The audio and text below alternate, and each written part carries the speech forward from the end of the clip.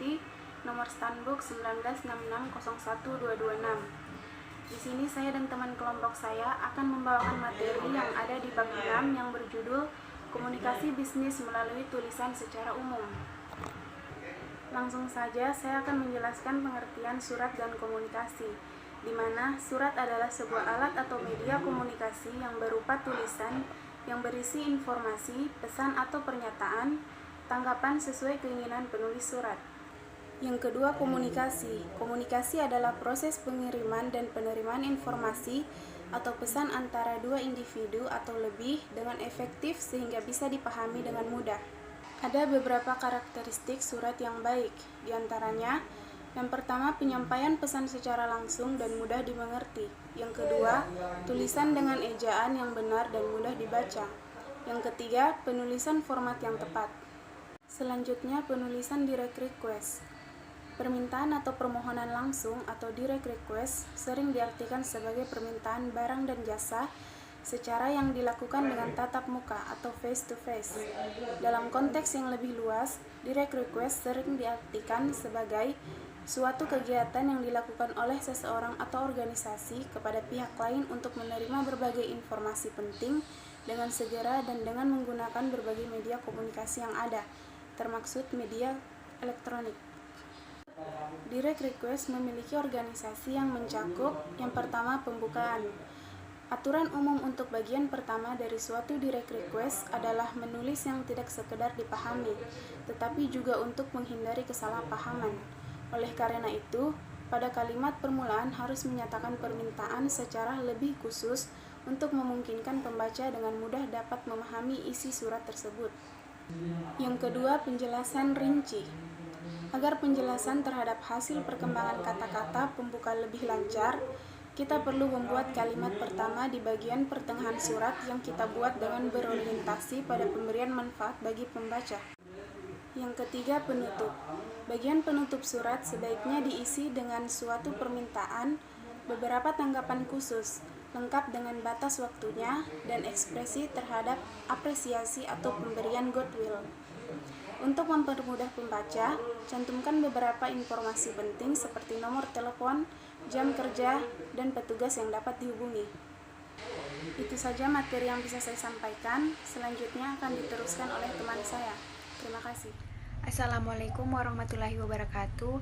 Perkenalkan, nama saya Siti Nur Fadila Ashar, nomor Stanbook 196601172. Di sini saya akan melanjutkan materi yang telah dibawakan teman saya di awal video tadi. 5. Permintaan informasi rutin. Bila kita ingin mengetahui tentang suatu hal untuk memperoleh opini dari seseorang atau memberikan saran untuk melakukan suatu tindakan, kita biasanya perlu bertanya. Contoh permintaan secara sederhana adalah menanyakan apa yang dapat Anda kerjakan atau mengapa saya membuat permintaan. 6. Menulis direct request untuk pengaduan. Dalam surat direct request, kita mungkin dapat meminta salah satu dari berikut ini. Yang pertama, pengembalian barang yang sudah dibeli atau refund. Yang kedua, meminta pengiriman barang yang baru sesuai yang dipesan. Yang ketiga, penggantian sebagian atau seluruh bagian yang rusak. Yang keempat, perbaikan gratis. Yang kelima, pengurangan harga karena produk yang cacat atau rusak. Keenam, pembatalan atau suatu pesanan produk. Ketujuh, pembuatan atas kesalahan penagihan produk. 8. Koreksi atas kesalahan dalam nota pembayaran. Dan yang terakhir, penjelasan atas perubahan kebijakan atau prosedur. 7. Surat undangan, pesanan, dan reservasi. Pada umumnya, pendekatan yang digunakan dalam menyusun surat undangan, pesanan, dan reservasi adalah pendekatan langsung. A. Surat undangan.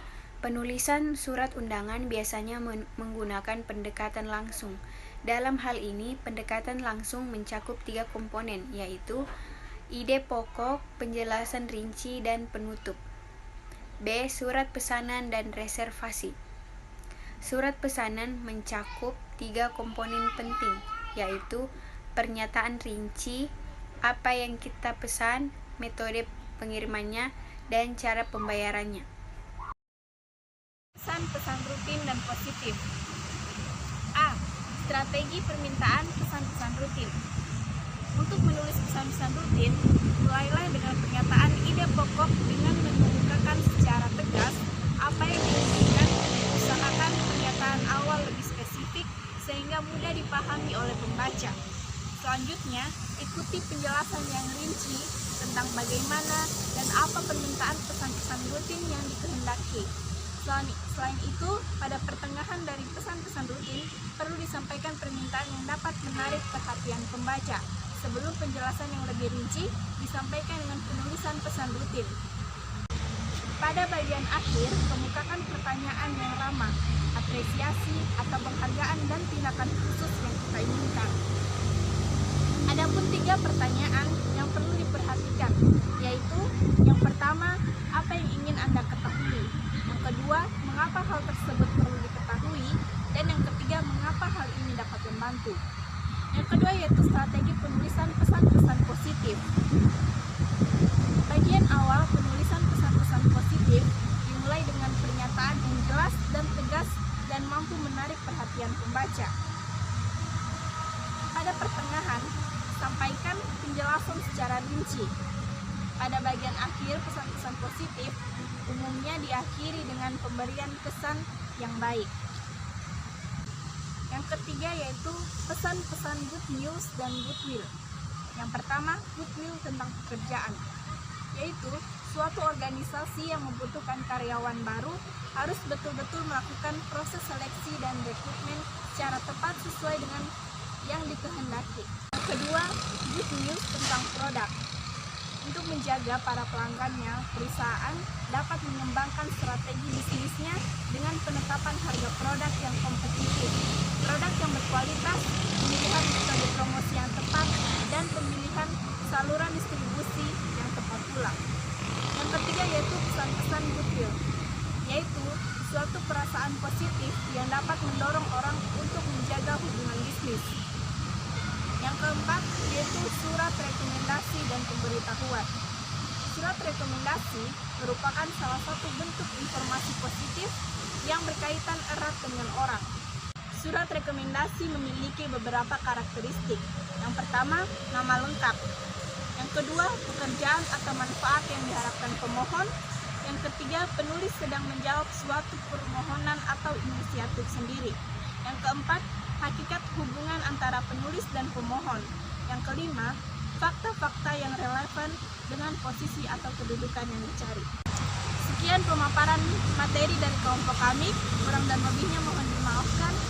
Akhir kalam, wabillahi taufiq wal hidayah. Wassalamualaikum warahmatullahi wabarakatuh.